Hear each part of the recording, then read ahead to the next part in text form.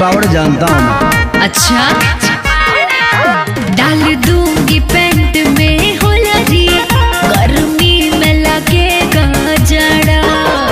ओए मायू, अरे भूल के नाता पाता अच्छा हम धमाल करेंगे।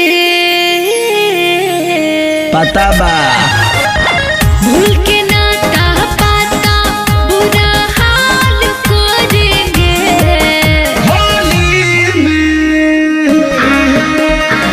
दोनों परानी कमाल करेंगे।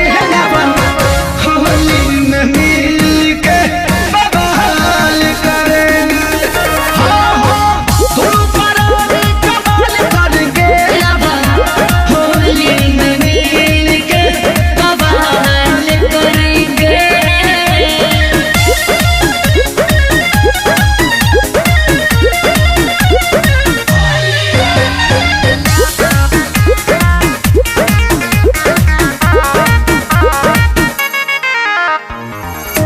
बिना रे पिया हमें तो तेरे गाँव आई जानो, तुझे कारण ढेर लोग के दुश्मन बनाइए जानो। छोड़ा फालतू हमारा। पहले तू हमारे रहू, अब हमारे रहू।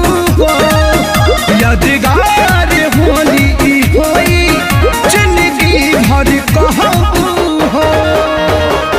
अरे सबके मुहावा काला के कर दे बेहाल करेंगे। सबके मुहावा काला के बेहाल करेंगे। होली में गली गली में धमाल करेंगे। आवा होली में मिल के बवाल करेंगे। हाँ हाँ, दोनों परानी कमाल करेंगे। होली में मिल के बवाल करेंगे।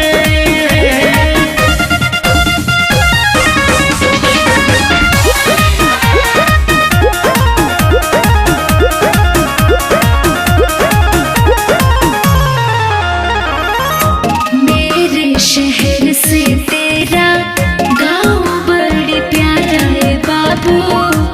आओगे होली में आके साल में दोबारा है बाबू। चल भांग के नशे पीला, खाना गरम बुआ। कल भोरे उठी के कही हो, जो हुआ ठीक हुआ। अरे रे रे रे, ऐसी गलती हम तो कैसे गलती? अरे यही वाली सालों साल करेंगे। चलो मिल के करते हैं। चलो ऐसी गलती